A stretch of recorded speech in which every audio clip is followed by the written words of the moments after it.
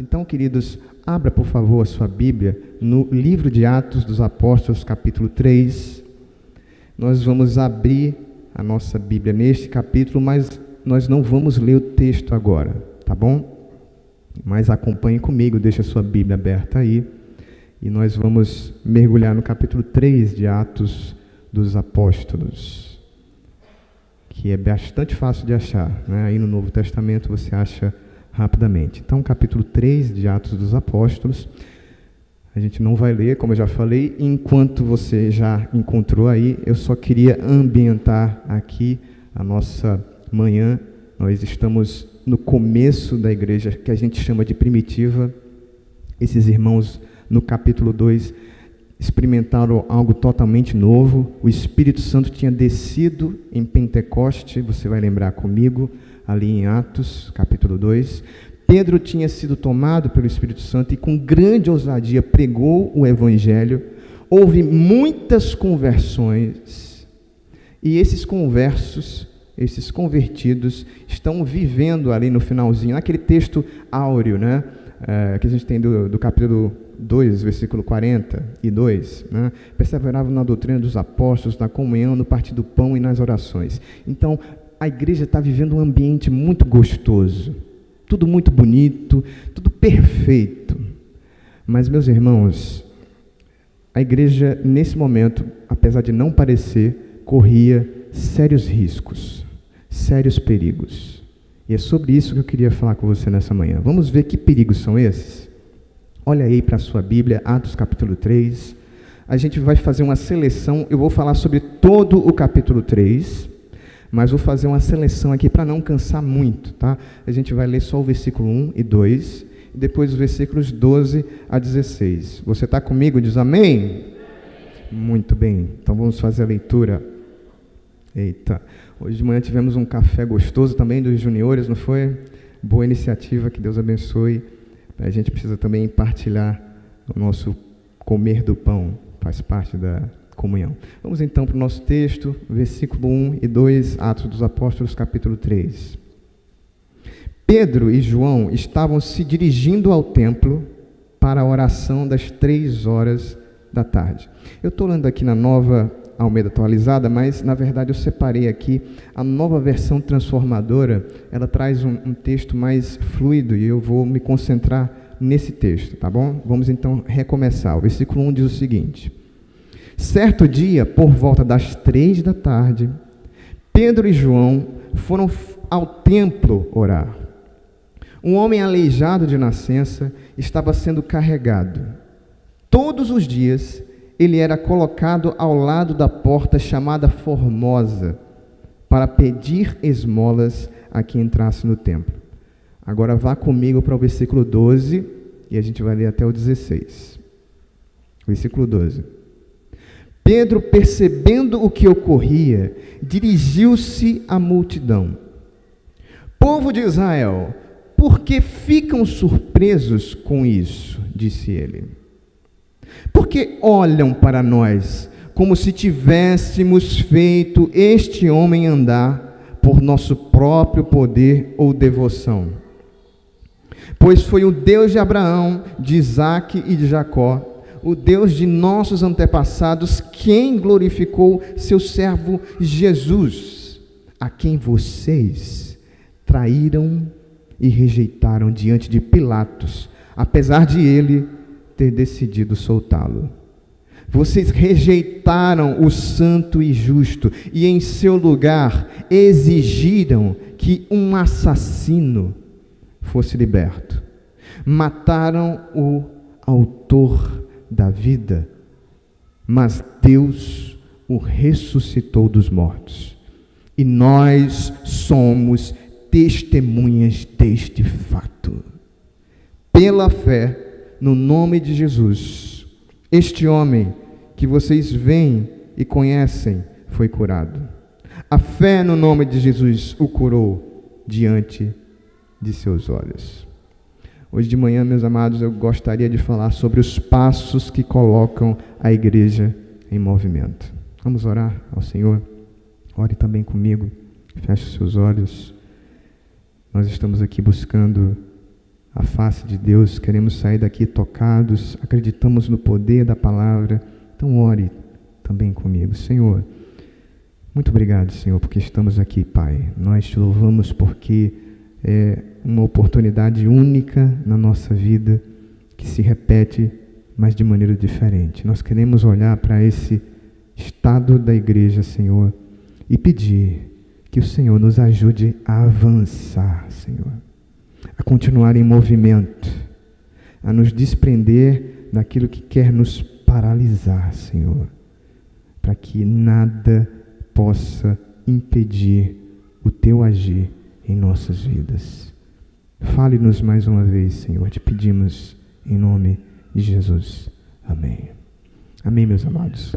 O texto que eu acabei de narrar aqui, de ler para nós, fala do cotidiano da igreja primitiva. Os irmãos, como nós acompanhamos na minha abertura, estavam num momento muito gostoso, inusitado. E Pedro, aqui no capítulo 3 de Atos, no versículo 1, juntamente com João, fazem parte de uma liderança de uma nova igreja que está surgindo. Na verdade, são 3.000 pessoas, 3.000 novos e recém-batizados que compõem essa nova igreja de Jesus, meus irmãos. Pedro e João, então, quando olhamos para o versículo 1, se dirigem para o templo de Jerusalém, o templo que era da religião dos judeus. E o detalhe interessante, meu irmão, é que eles vão às 3 horas da tarde, não é isso? Em outras versões você vai encontrar a hora 9. E esse detalhe não está aí por acaso. Os judeus tinham horas específicas na sua religiosidade, né? Tinham momentos específicos, inclusive a gente não precisa caminhar muito aqui no costume judeu, mas nós sabemos que o dia para o judeu começa às 6 horas da tarde. Então, toda essa matemática vai nos colocar também a hora 9, que seria 3 horas da tarde, nesse dia. Esses homens estão indo orar. Passaram por uma experiência grandiosa. O Espírito Santo tinha descido sobre eles. Estão vivendo algo totalmente novo, inusitado. Conversões em massa, pregação do Evangelho com ousadia. A igreja de Deus está avançando. O Espírito Santo está inaugurando uma nova época. Mas, meus irmãos, esse simples fato do versículo 1, ele guarda esse costume de ir às 3 horas da tarde para o templo, guarda um risco oculto. Sabe qual é esse risco, meus irmãos? A igreja acabou de nascer, por assim dizer. O Espírito Santo inaugura a igreja. E o cristianismo ainda está muito parecido com o judaísmo, pelo menos aos olhos do público, de todas as pessoas. Não dá para diferenciar o que é cristianismo e o que é judaísmo. Os 3.000 primeiros conversos foram judeus. Então, esse ato de João e de Pedro irem orar às 3 horas da tarde guarda um perigo, meus irmãos, para a igreja que está começando. Eles estão vivendo nesse momento, não parece? A igreja, não apenas Pedro e João, está vivendo ou correndo o perigo de se acomodar às práticas comuns da religiosidade. O cristianismo está nascendo, Pedro e João voltam a essa prática judaica, e o que está acontecendo é o perigo do cristianismo virar apenas uma seita ou mais uma seita dos judeus. E isso pode acontecer com a igreja de Deus. Mas algo diferente acontece. O Espírito Santo conduz Pedro e João para um evento, um fato diferente. Quando eles estão nesse costume, nesse automático da religião, afinal os judeus já iam no automático às 3 horas da tarde orar, eles encontram uma cena diferente. Na porta do templo havia um homem, diz o versículo 2, coxo, ou em outras versões, aleijado de nascença. Então, veja só que ao chegar para orar no templo, Pedro e João se encontram com a situação dramática. Tem um homem, que há muitos anos, ele é desde pequenininho, desde que nasceu, coxo, aleijado, não consegue andar. Aquele homem tem dificuldades de locomoção. Ele precisa ser carregado, diz o texto da Bíblia, todos os dias para lá, para fazer o quê? Para tentar conseguir ali no templo, no local da religião, da reunião do povo de Deus, um sustento, algo que desse para ele sobreviver. E eu não sei você, mas, por exemplo, eu não tenho carro, nem tenho moto, né? Eu sei qual é a dificuldade, eu tenho algumas dificuldades de locomoção, né? Principalmente para grandes distâncias. Eu tenho, por exemplo, eu tenho um irmão do nosso grupo de louvor, o Egon, está com um probleminha na moto. Então ele está sofrendo também dificuldades nessa locomoção. Imagina o desespero, a dificuldade de quem era aleijado de nascença. Esse homem tem dificuldades de avançar, de se locomover. Ele, na verdade, como aleijado, ele depende das pessoas. Ele não pode por si mesmo. Ele tem cravada na sua estrutura física um impedimento para continuar, para fazer o que ele quer. Essa é a cena dramática. Eles entram e a porta está aquele homem sentado. Coloca a mão para um lado, grita para o outro, busca por ajuda, vê se um olhar se comove. E você já viu essa história, você já viu em algum lugar, aqui em Palmeira dos Índios também, como são tristes as histórias das pessoas que precisam depender da bondade dos outros. Mas, meus irmãos, eu acredito aqui que o Espírito Santo dirige Pedro e João, não por acaso, para ver essa história. Esse homem está ali, esse homem aleijado de nascença está sentado na porta do templo. Esse homem sempre era carregado para lá, estava sempre ali. Como muita gente acaba sendo carregada para os templos. Será que esse não é o seu caso nessa manhã? Você também está no automático como aquele homem, sendo sempre carregado, dependendo da locomoção de uma outra pessoa. Mas esse homem também sobrevivia das esmolas que ele conseguia no templo, como muita gente reduz a sua sobrevivência espiritual ao que consegue nos templos. Então, quando a gente olha por essa perspectiva, eu vejo que o Espírito Santo usa essa situação como um alerta para a igreja que estava nascendo ali e para nós também, meus irmãos. Que alerta seria esse?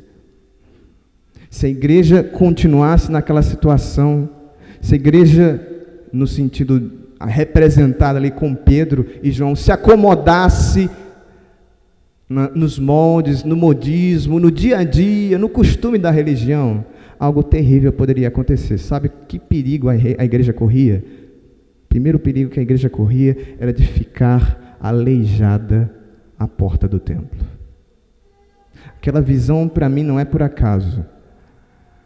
Grandes tragédias ocorrem logo após as fantásticas conquistas.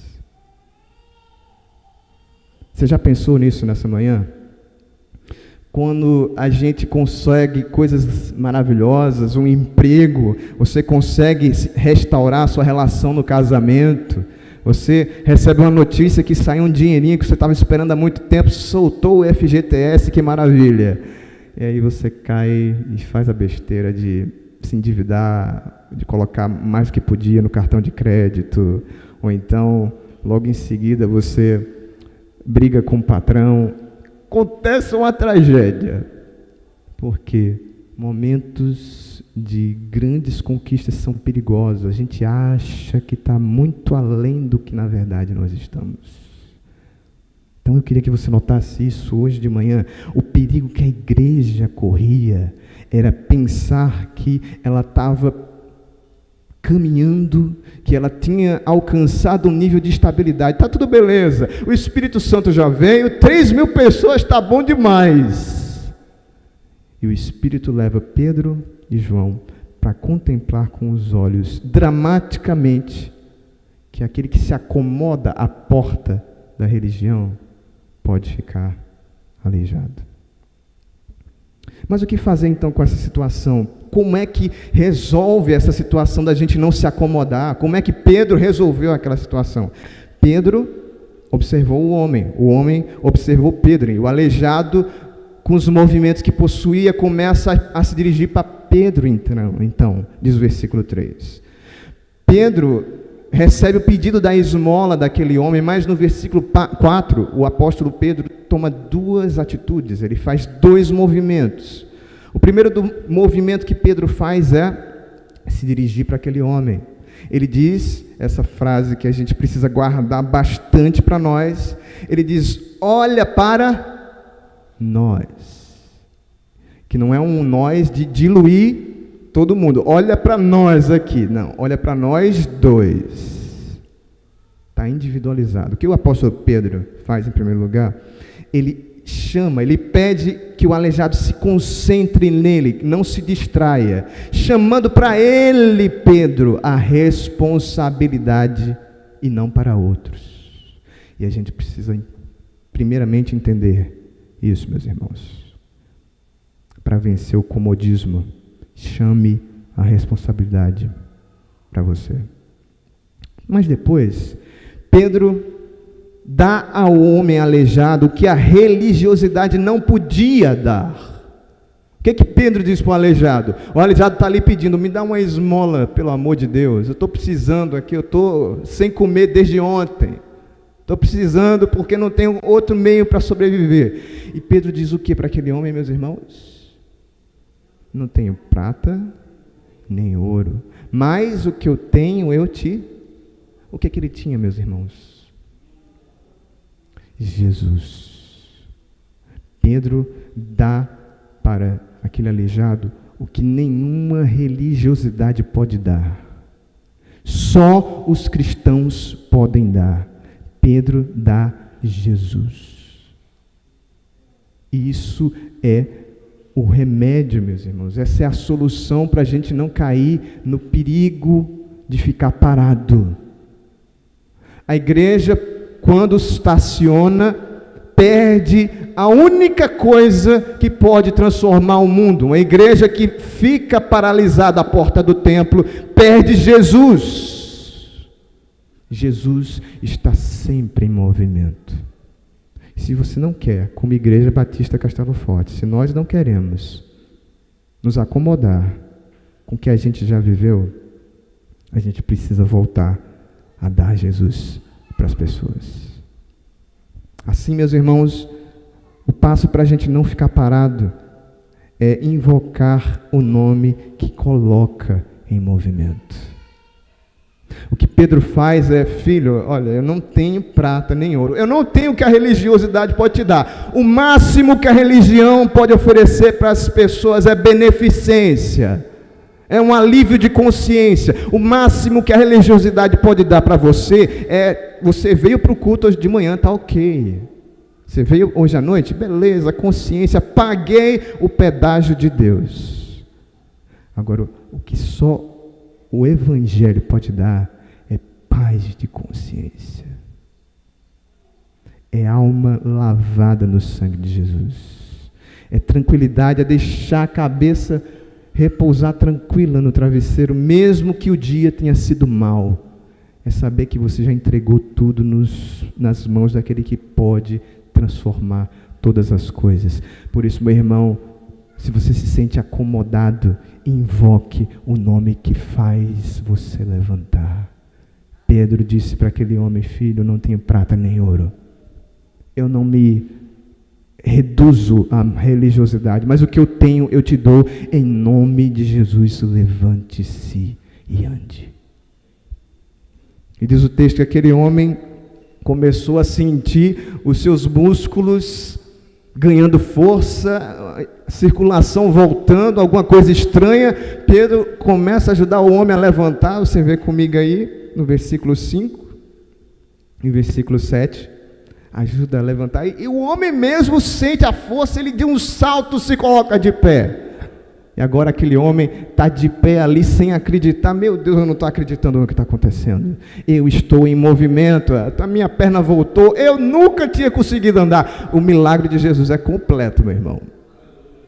O homem nasceu sem conseguir andar, e não precisou de andar já, não precisou de muleta, não precisou. Vamos lá, vamos completar, né? Próximo domingo a gente continua. Não. Jesus faz a obra completa. Aquele homem sai andando, pulando, como se fosse um maratonista, um corredor. Ele entra no templo, diz aí o versículo 9. No versículo 8 e 9, ele vai dando glórias a Deus, celebrando aquele momento de alegria, feliz da vida, e tudo ficou bem, e aí a história acabou, graças a Deus, não é? Só que não.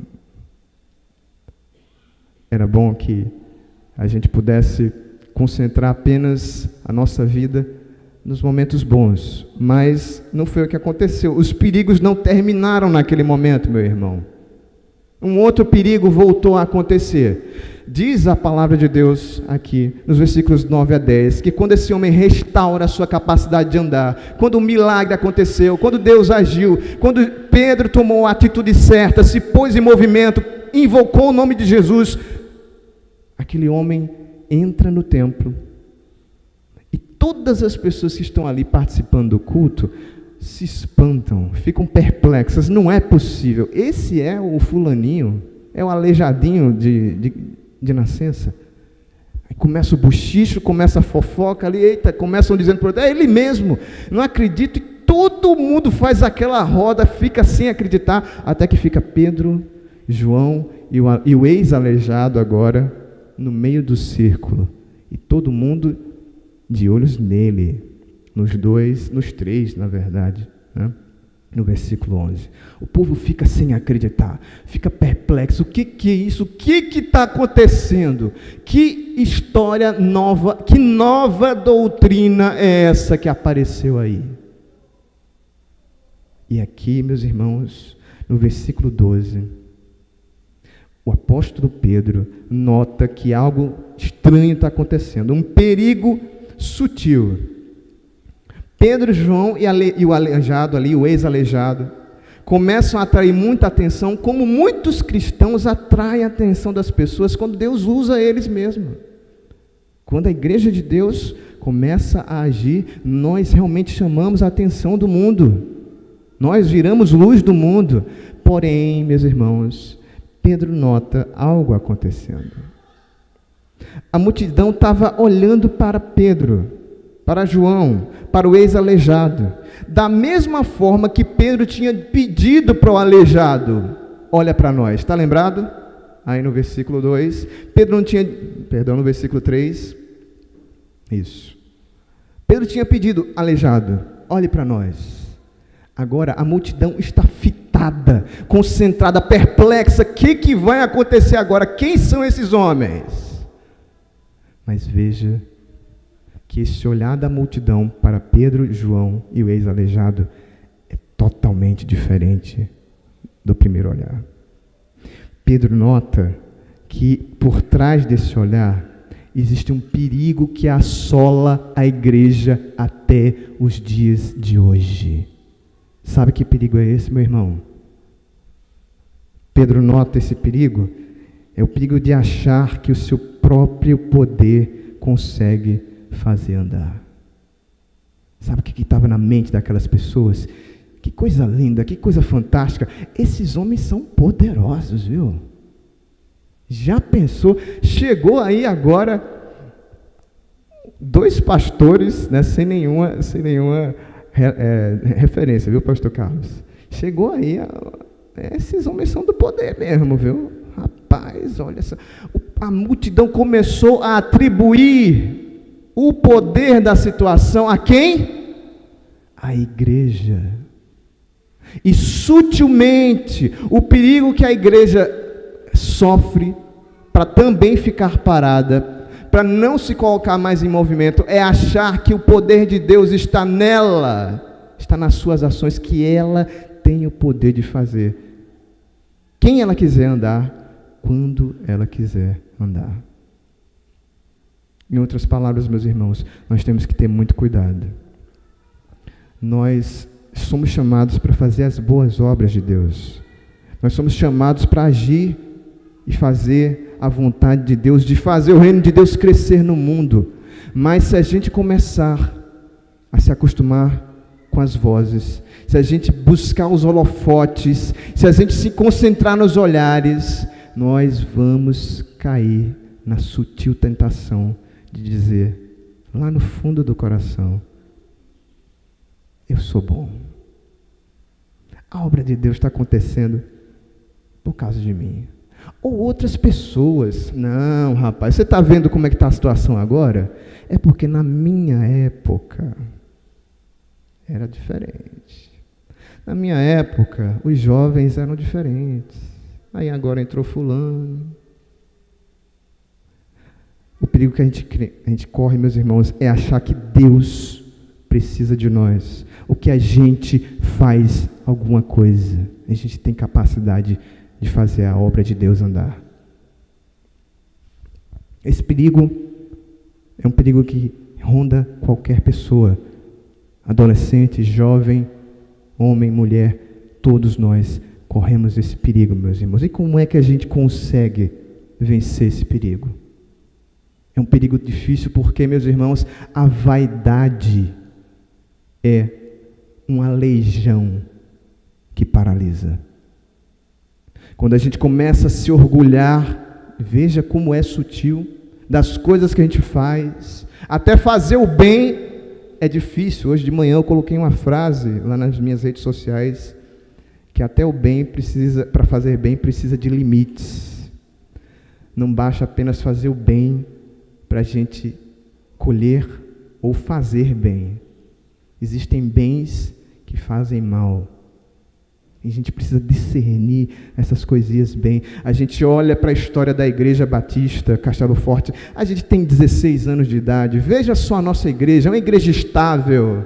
A gente pode cair no erro. As pessoas olham para lá, para a Igreja Batista. Veja, todo mundo fala do grupo de louvor da Igreja Batista. É uma coisa linda. Afinal, nós temos o melhor grupo de louvor. Nós temos o melhor som da cidade. E aí o ego vai inflando. E a gente acha que, na verdade, a gente consegue fazer as coisas andar. Como é que se resolve esse perigo, meus irmãos? Como é que a gente vence o perigo da vaidade espiritual? Pedro age com o único remédio que cura a paralisia da vaidade humana. Nos versículos 15 a 16, ele fala da vida de Jesus. Ele prega Jesus. Todos os olhos estão neles. As pessoas estão vendo Pedro, está bombando. Todo mundo está olhando para Pedro. E o que Pedro faz, meus irmãos? Prega a vida de Jesus. Prega Jesus como servo, o que ele fez, como ele foi humilhado, a vida de humildade e de serviço a Deus de Jesus, que é o que todos os cristãos precisam fazer. Quando você estiver sob a atenção de todos, pregue Jesus. Não é você, não é o nome da sua igreja, é Jesus. Jesus é o único remédio para a gente não paralisar por conta da nossa arrogância. Como diz John Stott, ele diz que o testemunho, que é o que Pedro diz, nós testemunhamos, nós somos testemunhas desse Jesus. Testemunhar, meus irmãos, não é sinônimo de autobiografia. Tem gente que acha que falar de Jesus é fazer um rol das coisas que ele está fazendo. Eu sou evangelista, professor da Escola Bíblica Dominical, eu sou também ali da MCM, e vai narrando as coisas que ele faz, e Jesus fica como se fosse... Gasta meia hora do testemunho. Quando eu era lá do mundo, eu fazia isso, eu pegava aquelas menininhas lá, eu ia para lá, aí Jesus fica com 5 minutos finais, aí Jesus entrou na minha vida. Isso não é testemunho, meu irmão. Para John Stott, testemunho não é você falar das coisas que aconteceram na sua vida. Testemunhar de Jesus é falar de Cristo. A nossa experiência pode ilustrar, diz John Stott, mas nunca deve dominar o testemunho. Fale de Jesus. Você tem muitos seguidores nas redes sociais. Fale de Jesus. Use as suas redes sociais para falar de Jesus. Não é você. Não é o seu nome. Não é os likes, os compartilhamentos, jovem. Adultos também. Está todo mundo na mesma geração. Não é a gente, meu irmão. É o nome dele. Porque afinal de contas, já não vivo mais eu, mas Cristo vive em mim. Esse é o segundo passo para a gente não ficar parado, meus irmãos. O segundo passo é testemunhar a fé no nome que tem poder. Só o nome de Jesus tem poder. Só a sua foto não basta. Só postar o versículo não basta. Estudar a Bíblia sem Jesus não basta. Saber a história de Jesus não basta. Nós precisamos de Jesus, porque só o nome de Jesus tem poder para fazer a gente se movimentar, avançar e continuar caminhando. Então, meus irmãos, essa manhã eu queria perguntar para você, para mim também, nessa rápida meditação.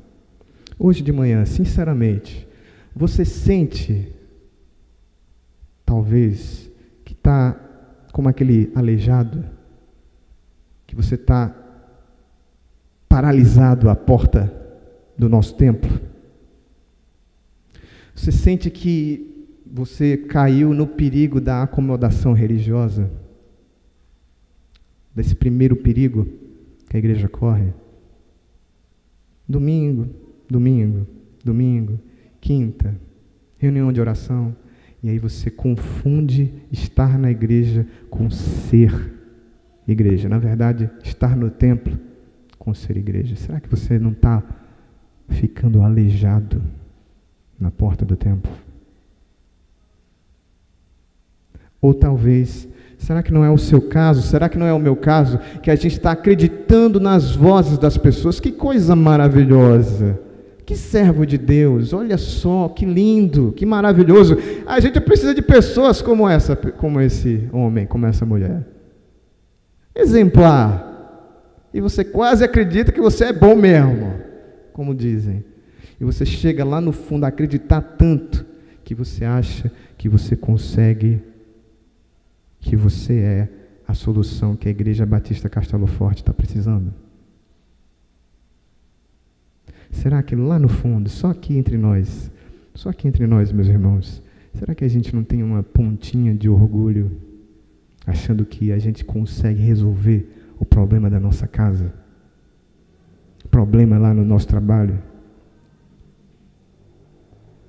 Apenas invoque o nome de Jesus. Apenas viva para que a sua vida testemunhe a fé no nome de Jesus. Não é o seu nome. Não é o meu nome. Não é o nome desta igreja. Somente o nome de Jesus tem poder para colocar a igreja em movimento. E se a gente quer que a gente continue caminhando, como nós estudamos hoje na EBD, que a gente seja uma igreja que anuncia o nome de Jesus, nós precisamos nos apegar a esse nome que tem poder, a esse nome que levanta e esse nome que faz a igreja continuar avançando diante de todos os perigos, todas as dificuldades, porque só a fé no nome de Jesus, só a fé no nome que tem poder, traz a vida verdadeira, traz o caminhar, o avançar para a igreja. Só Jesus é o que a igreja precisa. Amém? Que seja também para a nossa vida em nome de Jesus. Vamos orar nessa manhã? Senhor, nós te agradecemos, Pai, por caminhar nessas passagens de Atos dos Apóstolos, Senhor. E vimos que uma igreja muito boa pode correr perigos, Pai. Nós temos esses perigos. Nós pedimos, ó Deus, hoje de manhã, como o salmista Davi, Deus, tenha misericórdia da nossa igreja.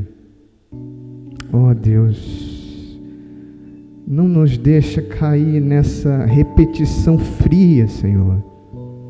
Que a gente não se torne aleijados à porta de templo, de igreja. Que a gente não se contente, se conforme, mesmo com a religião. Oh Deus, nos ensina a ter Jesus na vida e dar Jesus para quem precisa de compartilhar Jesus. Meu Deus, também nos ajuda, Pai, nesse perigo tão oculto, tão doído, que todo mundo aqui vivencia, que é o perigo de virar um vaidoso, virar um fariseu e bater no peito e dizer: eu já fiz muito e eu posso fazer de novo. A gente não pode nada, Senhor. E nós nessa manhã queremos continuar avançando, Senhor. Queremos continuar caminhando como igreja. Tem muita coisa para fazer, Senhor. Tem muitas almas para conquistar. Tem muitas famílias, vidas para serem transformadas. E a gente quer levantar a mão de misericórdia, Senhor. Como levanta a mão de humildade, dizendo a Ti: Senhor, eu não sou nada, mas eu estou aqui. Eis-me aqui, usa-me. Que eu tenha em minha vida o Teu santo nome, porque o Teu santo nome é o único nome que tem poder para pôr em movimento, para fazer acontecer. Se a gente buscar o Teu nome, Senhor, a gente não precisa ter medo de quantos vão sair, de quantos vão voltar. A gente não precisa ficar perplexo com quem vai ganhar a eleição A ou a eleição B. Se a gente olhar para Jesus, tudo vai estar resolvido, porque Jesus é o único nome que resolve o problema da igreja. Nós clamamos por esse nome hoje de manhã, Senhor. Nós cremos verdadeiramente nesse nome. Nós não estamos brincando de ser cristãos. Ajuda a Tua igreja, Senhor. Tem misericórdia dessa igreja. Abençoa os Teus pastores, abençoa os Teus líderes, abençoa os Teus filhos, Senhor. Nos faz levantar nessa manhã para caminhar, para marchar resolutamente em nome de Jesus. Faça isso, meu Deus, em nossas vidas, por favor, meu Deus. Em nome de Jesus te pedimos assim, meu Pai.